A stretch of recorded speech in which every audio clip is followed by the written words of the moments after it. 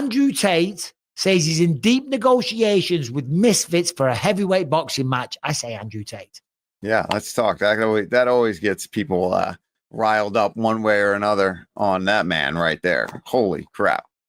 I watched some of his sparring footage of when he sparred like 100 men.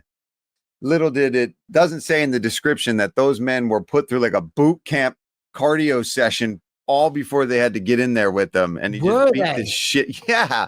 I watched this video. I did like a thing on it and just for my Instagram stuff. And they're doing burpees, they're doing bag work, they're doing all this stuff. And then like one by one, they all get like rallied in, but they're not resting and waiting for it. So it's not like he beat up 100 fresh dudes. Now, granted, it's still a lot of people that you got to spar, but they were all different sizes, little guys, big guys. But the actual skill level was, I think it was part of like one of his boot camps that he runs basically.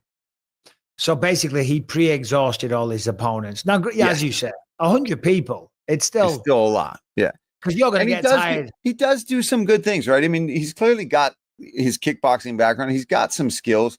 I just think he's, he's over the top to be over the top. And guys like that always drive me nuts, no matter what you're saying. It's like, I hope he fights. I hope he gets knocked out, but depends on who they give him. You know what I mean? He's actually got some skills. So if he fights some scrub or some influencer, he's probably going to beat the shit out of them.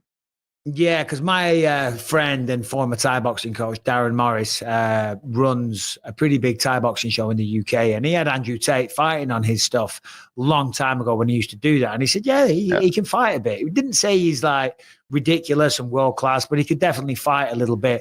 I saw your video that you did, and he carries his chin high up in the air. Yeah. But if they put him with like an influencer or something like that, then he'll probably school them. Yeah, he's going to school. Yeah, and if you're having Andrew Tate on, right, then clearly you're not bothered by any of the shit, and you're not offended by him, and it's good for business to have Andrew Tate on. He's controversial. He's got a following.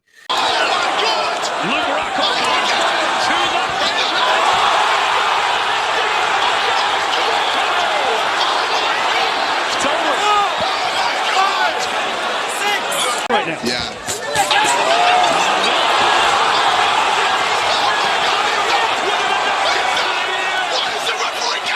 What do we think's next for Darren Till? I'll say he said he's not going to call out Jake Paul, although that should be the fight to do. Not Gervonta Davis. That should be the fight. There's Tommy Fury, but Tommy Fury walked away. There is Masvidal, who I think everyone would want to see that because, of course, he got knocked out. And then there's also, who's the other one? Nate Diaz apparently has been talking shit as well. So I like both of those fights. I think those make sense, and I like that he's honest about the. No, go ahead, Harrington. There's one other name that he was bandying about. A gentleman who said he wants to take a fight in Misfits this year, Mr. Andrew Tate. Oh yeah. Hold on. I thought you were going to say Carl Froch because that's who he was calling out. Oh, he was talking about Carl Froch after the. I did see Carl Froch walking out. I just read a thing. I'll pull up the article. He screamed at Carl Froch, man. He was like, come on. And then Carl Froch was walking out. I don't think he was walking out because he shit his pants or anything like that. It was the end of the night. You know what it's like? You want to beat traffic. You know, Carl Froch's a former world champion, you know, legendary boxer, big punching power. But he's also 48 years old. Do you know what I'm saying? Yeah, come on, Till. Don't be Jake Paul on us, bro. Don't be starting to Jake Paul us, though. We'll have Darren Till going mental. We'll have him going mental. Speaking of going mental, did you see him go, you're stressed? Did we talk about this? No. Did you see that clip? He's going, you're stressed. You're stressed. You're stressed. And like, whilst being psychotically stressed. Like, yeah. Oh, man. He's a nut. Okay. He's fucking nuts. I see where I pulled this from now. He said in a quote to the publication Seconds Out that he is going to be fighting Andrew Tate in December, and KSI might be on that Misfits card as well.